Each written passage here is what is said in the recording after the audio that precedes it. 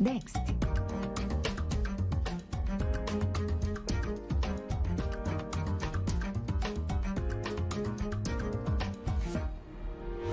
의견 있는 경제 채널 SBS 비즈.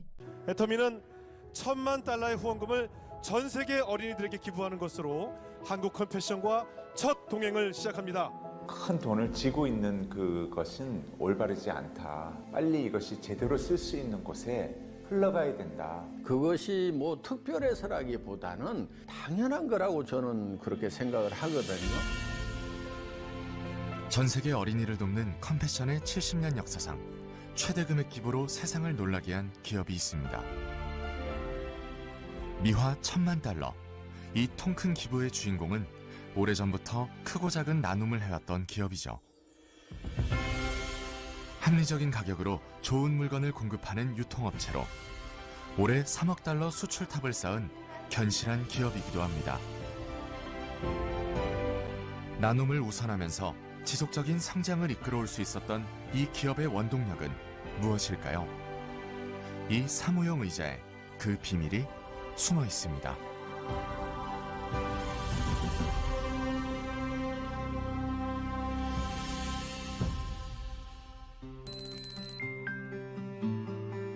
모처럼 햇살이 따스하게 내리쬐는 겨울 한날.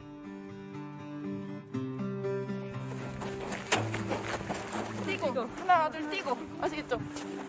코치의 지시에 따라 훈련에 여념이 없네요. 여자 축구단 선수들이 모양입니다. 여기 인이죠? 이쪽은 여기가 아웃. 이쪽은 이렇게? 아웃. 여기가 인. 네. 그런데 공 다루는 솜씨가 영 어설퍼 보이네요. 신발끈마저 풀려 있어요. 시작한 지는 얼마 안 됐는데 재밌어요. 일단 같이 업무를 하지 않는 이상 서로 만날 기회가 없는 경우가 많아요. 운동을 하면 사실 더 친밀한 관계가 될 수 있잖아요.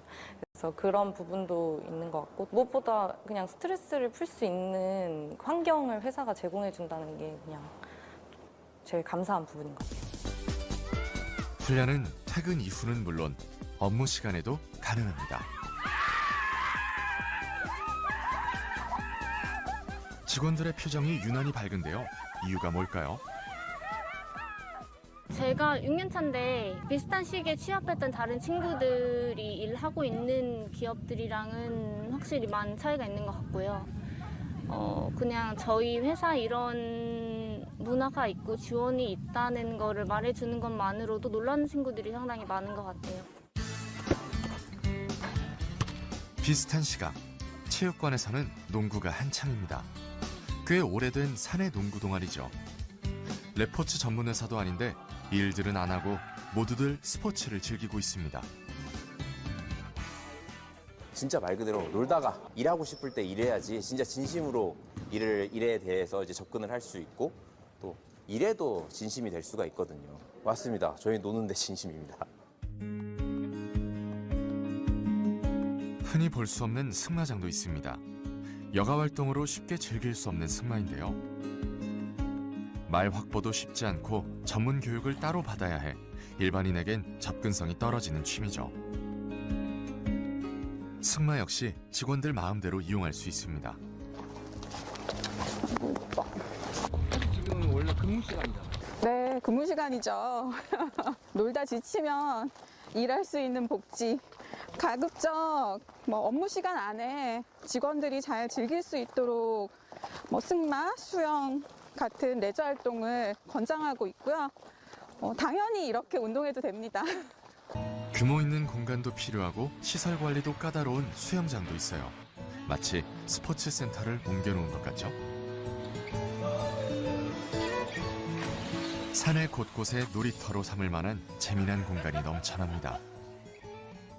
인턴 면접을 보러 왔을 때 여기를 처음 투어를 했는데 이런 회사가 있나 싶을 정도로 신기했고 또 실제로 다녀보면서도 좋다. 여기서는 진짜 계속 일하고 싶다. 이런 생각을 했던 것 같아요. 여기 축구 연습을 끝낸 하은 씨가 자신의 최애 장소로 안내합니다. 불이 근데 이게 그냥 이렇게 볼풀장이어서 그냥 여기서 그냥 누워 있어요. 아니면 여기 앉아서 이렇게 여기서 얘기하거나 여기 누우면 가끔 안 보일 때도 있어요. 그래서 사람들이 없는 줄 알고 막 들어오고 저쪽에도 트램벌린이 있는데 저런 공간에서 가끔 뛰는 사람이 있어요. 근데 이제 좀 이상하게 보죠. 사람들이 무슨 일이 있나 약간. 놀면서 사실 아이디어도 많이 나오고 생각을 많이 할 수 있는 그 여력이 생기니까 계속해서 앞으로 나아갈 수 있는 어떤 생각들을 생생하게 해봐라 이런 의미인 것 같고. 출근하자마자 사물함부터 찾는 직원. 왜 사물함에 하나씩? 자율자석제다 보니까 퇴근할 때는 자기 짐들을 사물함에 다 넣어놓거나 정리를 해놓고 보통 퇴근을 합니다. 그날 기분에 따라 일할 자리를 잡는다는 직원들. 일하는 환경도 주변 사람들도 매일 달라집니다. 매번 그 똑같은 자리에 앉다 보면 되게 딱딱해지고 어떤 프레임에 갇히게 되는 것 같은데 자유롭게 원하는 자리에 앉을 수 있다 보니까 좀 더 열린 사고를 할 수 있게 되는 것 같고 자기 관리나 다른 주변 사람들에게도 좋은 영향으로 작용하는 거 있는 것 같습니다.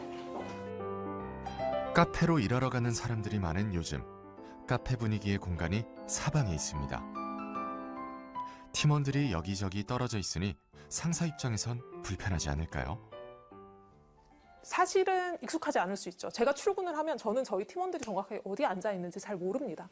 필요하면 찾아가야 돼요. 관리적인 측면에서 본다라고 하면은 내 눈앞에 보이지 않는 팀원이 어떤 일을 하는가에 대해서 사실 부정적인 생각이 들 수도 있는데 저희가 어쨌든 가지고 있는 문화 안에서는 보이든 보이지 않든 열심히 할 것이다라는 신뢰를 가지고 가는 문화여서 사실 규정된 공간이 별로 없어요. 재미와 웃음을 곁들인 특이한 장소가 사옥 곳곳에 숨어 있습니다.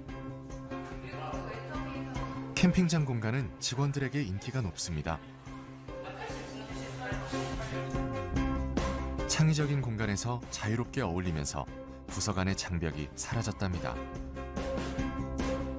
팀 구별 없이 전 직원이 어울리다 보니 부서 간의 효율은 오히려 배가 됐고요.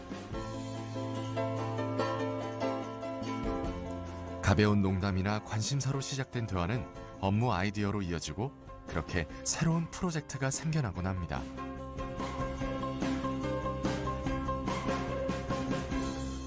기업의 의뢰를 통해 창의적인 공간을 설계한 김동진 교수. 이게 안에 공간까지 다 만들어서요. 이렇게 실제로 공간 모형을 크게 만들면 이렇게 보시면 공간감이 다 드러나요.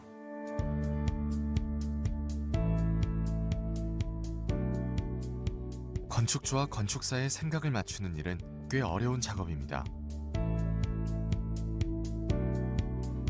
사옥은 그 기업의 상징, 기업의 철학을 형태와 공간으로 구현해내는 것이라 할 수 있습니다.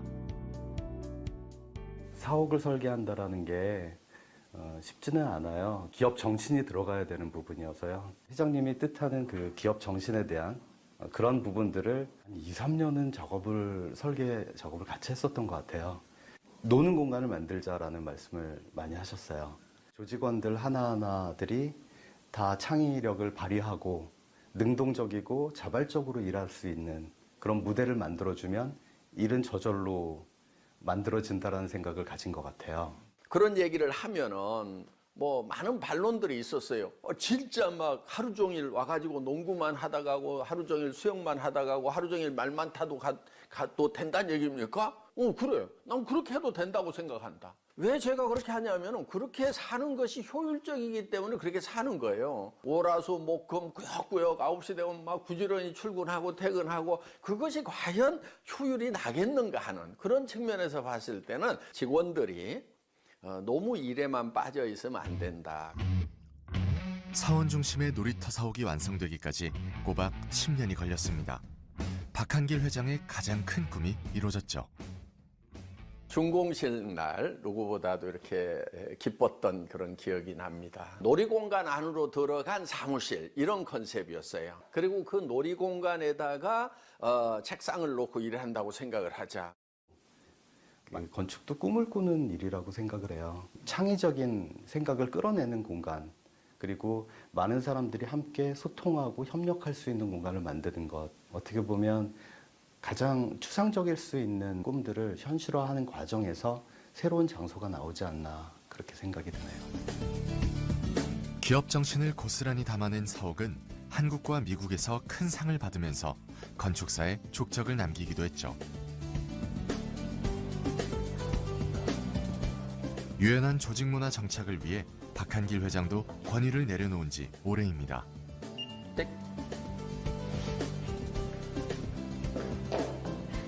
신나게 달려와 가장 먼저 회의실에 도착한 회장님.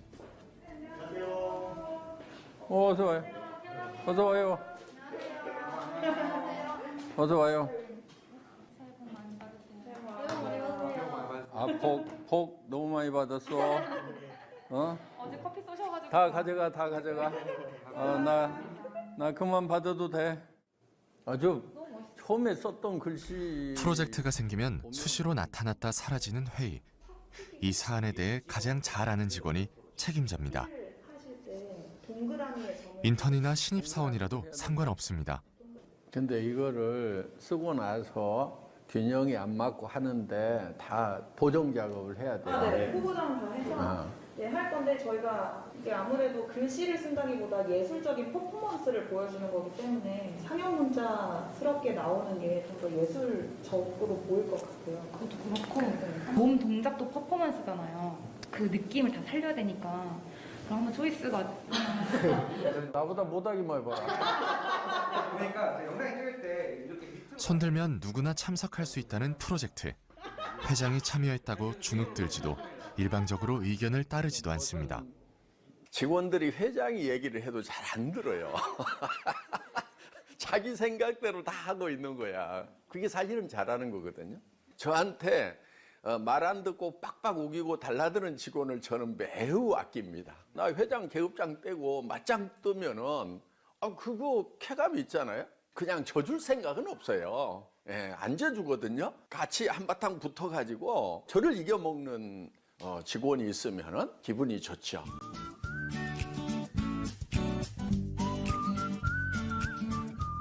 아이, 치워버려 그냥. 칸막이가 질비한 이곳은 박 회장이 특별히 신경 쓰는 공간입니다. 이거를 만든 의미가 짱 박혀서 쉴 수 있는 공간이었는데 여기 발을 못 뻗잖아. 여기는 잘했네. 한쪽으로 치워가지고. 사실은 예전에 이제 열린 공간이라고 하면 사실은 공장 시스템이 그렇거든요. 오너나 그런 위에 사람들이 또 일하는 것들을 이렇게 서로 이렇게 보고 감시하는 체계라든가 이런 무시무시한 근대 건축들이 많이 있었죠. 근데 여기 같은 경우에 회장님은 오히려 개방됐지만 개개인들이 좀 자유롭게 숨어서 일할 수, 좀 편하게 쉴 수 있는 공간을 같이 만들자라는 그 두 가지가 있었어요. 사람을 보는 관점의 차이인 것 같아요. 그러니까 사람은 원래 게을러 가지고 관리감독 감시를 하지 않으면은 그냥 자빠져 논다 이렇게 보는 관점이 있는 것 같고, 저는 게으른 사람은 없다 이렇게 보는 거예요. 엄마가 애들이 너무 바지런해서 힘들지 애가 게을러 가지고 힘든 엄마 봤느냐. 그런데 어느 날 갑자기 애가 게을러지는 경우가 있다 이거예요. 하라는 것도 안 하고. 이유가 딱 한 가지다. 지가 하고 싶은 것을 못하게 하고 하기 싫은 것을 하라고 하니까 그런 현상이 생기는 거다. 카페에서 이야기하고 있으면 스스럼 없이 오셔가지고 또 저희 의견, 생각도 어떤 생각을 하고 있는지에 대해서도 들어보시고, 그리고 회장님 본인도 요새 무슨 생각을 하고 계신지, 뭐가 고민인지에 대해서 말씀을 하시면서 다른 회사들이 하는 그런 회장님과의 시간? 원래 회의? 이런 그런 훈화 말씀 같은 것보다 오히려 그렇게 수시로 만드는 소통 시간이 직원들한테 더 먼저 더 깊게 다가오는 건 있어요. 아니 알아서들 한다고 안 찾아오니까 다른 회사는 사인을 받아야 일을 하는데, 그러니까 가만히 앉아 있어도 들고 올 수밖에 없는데 우리는 그냥 제 사인 없이도 다 집행을 할 수가 있어요. 그러니까 잘 안 찾아와. 선결제도 회사의 중심 문화입니다. 상명하복 문화가 없어 일을 추진하고 만들어내는 권한은 모두 직원 개개인에게 있습니다. 자장격지라는 어떤 그 내부적인 그런 캐치프레이즈가 있습니다. 장수가 된다는 말은 자기가 그 의사결정의 주체가 돼서 일을 하라는 말이기 때문에 직원이 가지고 있는 권한을 본인이 최대한 제대로 발휘하는 것이 책임을 다하는 거다. 그런 권한을 행사해서 발생되는 성과가 회사의 몫이 되는 거 아니겠습니까? 그렇게 함으로써 생기는 어떤 여러 가지 문제점에 대한 책임도 회사가 떠안는 것이 마땅하다. 특이하게도 이 회사의 의자는 모두 같은 모델입니다. 사무용 의자 중에서는 최고급 의자죠.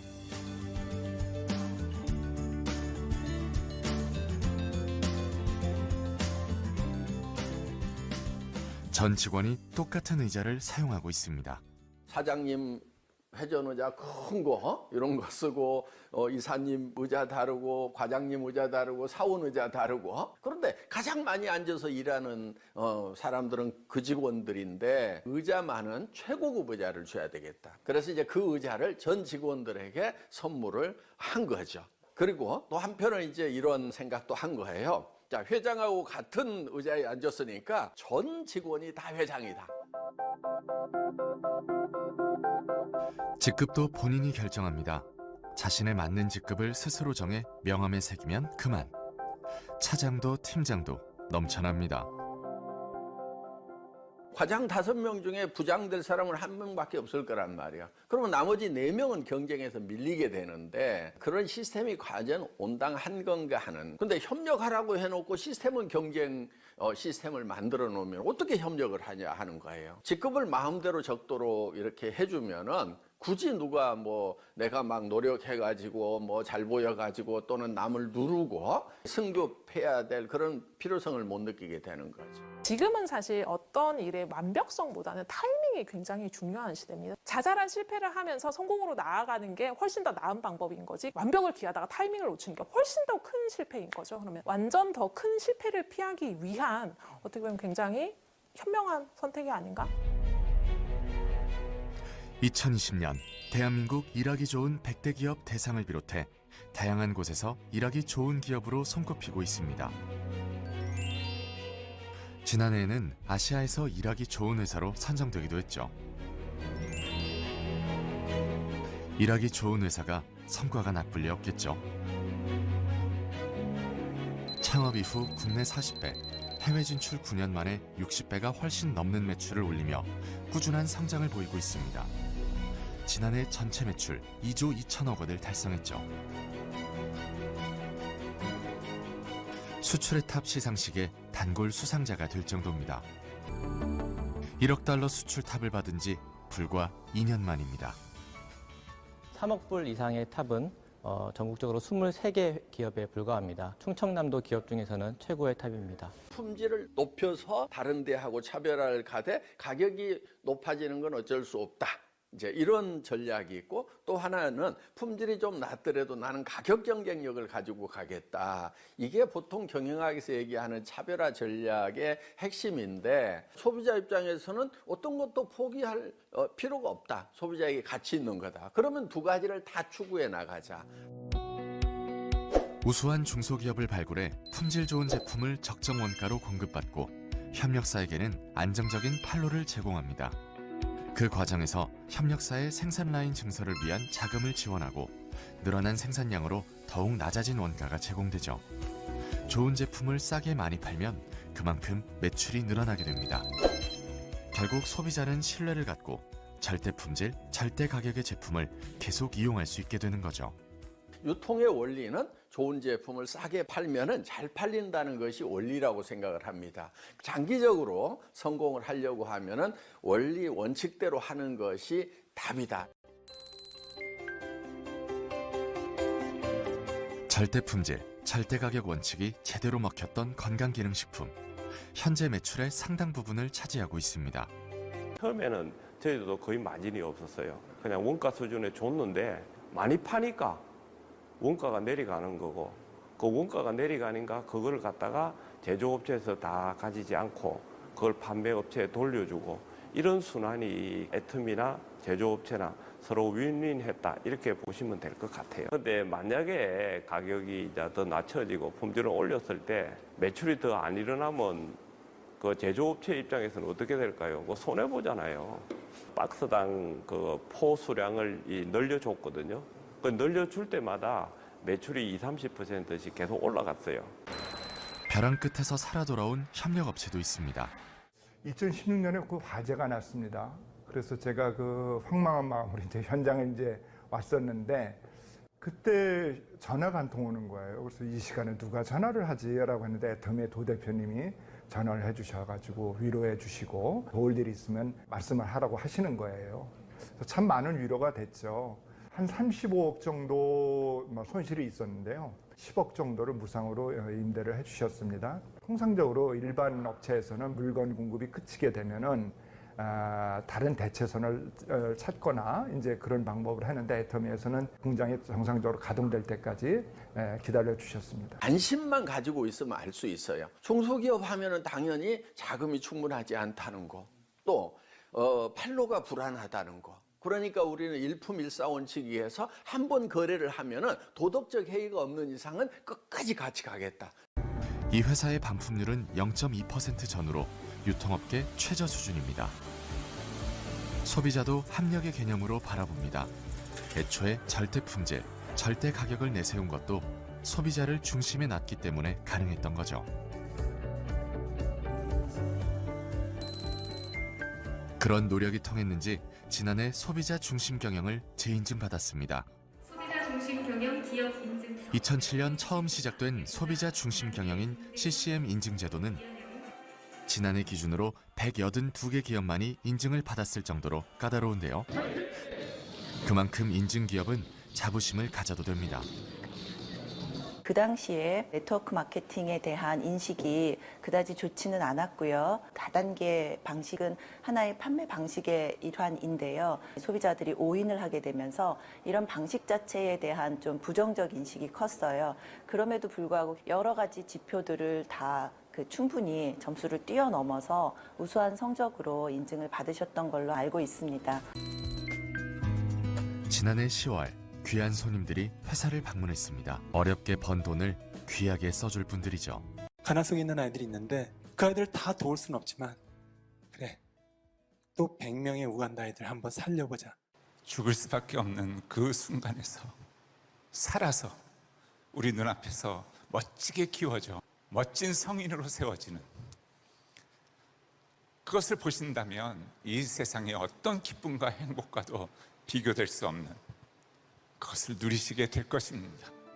애터미는 $10,000,000의 후원금을 전 세계 어린이들에게 기부하는 것으로 한국 컴패션과 첫 동행을 시작합니다. 다른 곳에 그것을 기부하려고 했다가 일이 성사가 안 됐어요. 큰 돈을 쥐고 있는 그것은 올바르지 않다. 빨리 이것이 제대로 쓸 수 있는 곳에 흘러가야 된다. 그래서 뒷조사를 좀 깨야 한 걸로 알고 있어요. 왜냐하면 뵀을 때 많은 질문들이 이것은 치밀하게 조사를 안 했으면 알 수 없는 일들인데 6.25 전쟁 때 구제기관으로 만들어졌던 컴패션. 세계의 온정을 받았던 한국이 이제 이 단체의 중심이 됐고 가장 활발한 지원을 하는 나라가 됐습니다. 회사가 한몫 단단히 했죠.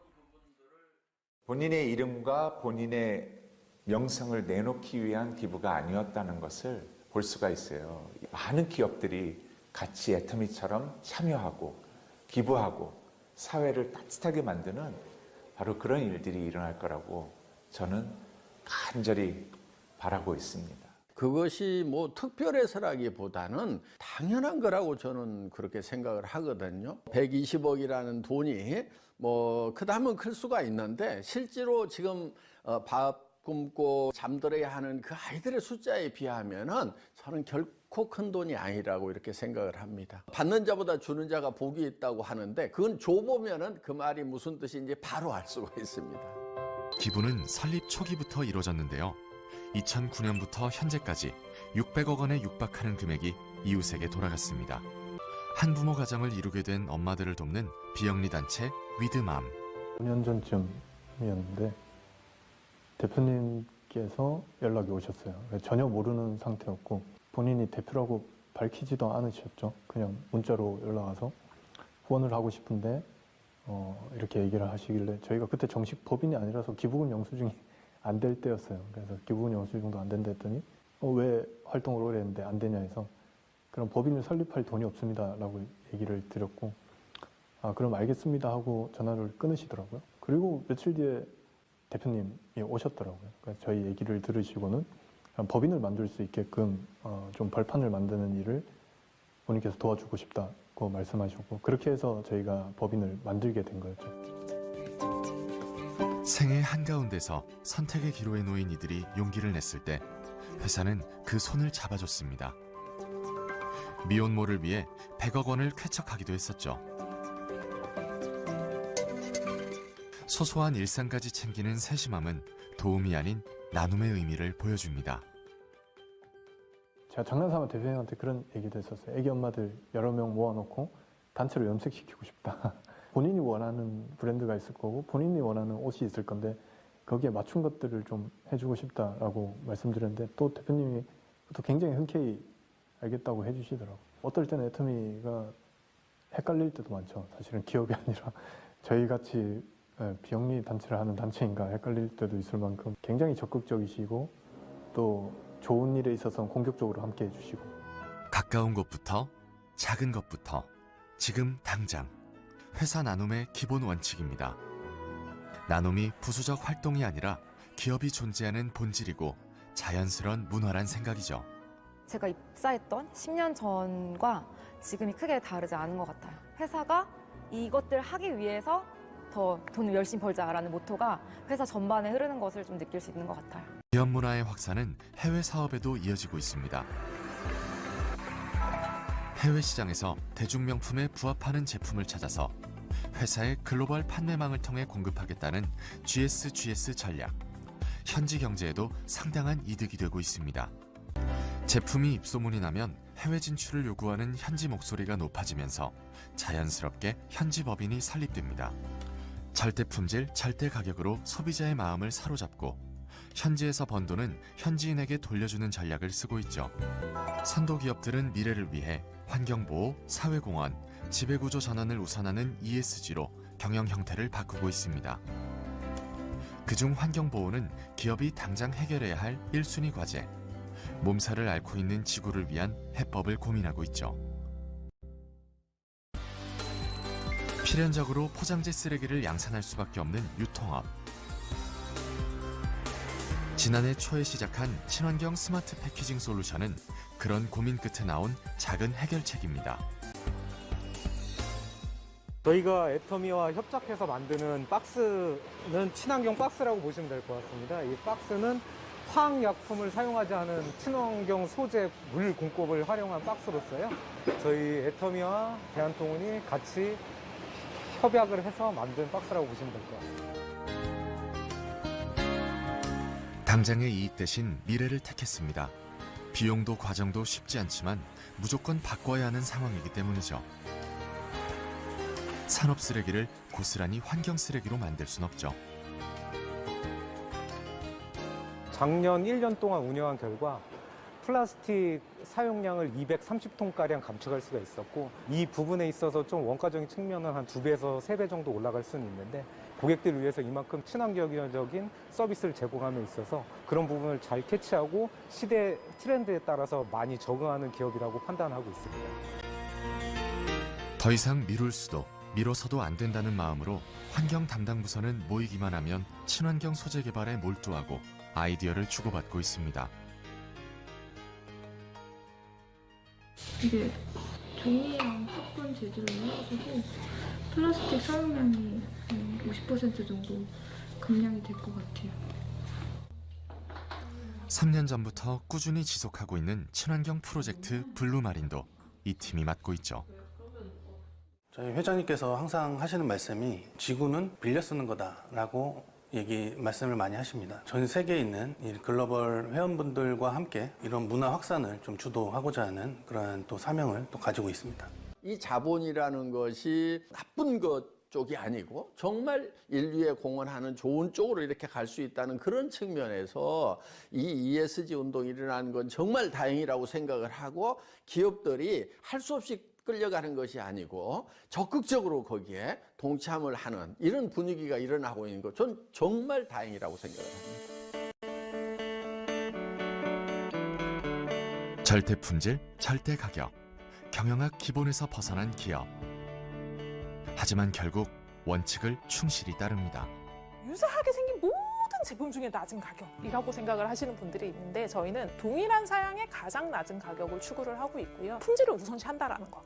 품질 다음에 가격을 본다라는 거죠. 엉뚱한 사람들이 좀 들어오면 좋을 것 같아요. 그래서 제가 생각 못했던 그런 것들을 좀 하겠다는 그런 직원들이 좀 들어왔으면 좋겠다. 꿈 하나밖에 없던 그 시절에도 정직과 선함으로 성장을 해왔고 앞으로도 이 정직과 선함으로 꾸준하게 해나갈 겁니다. 누가 알아주든 알아주지 않든 그렇게 해나가는 것이 애터미에 가야 될 길이라고 생각을 합니다.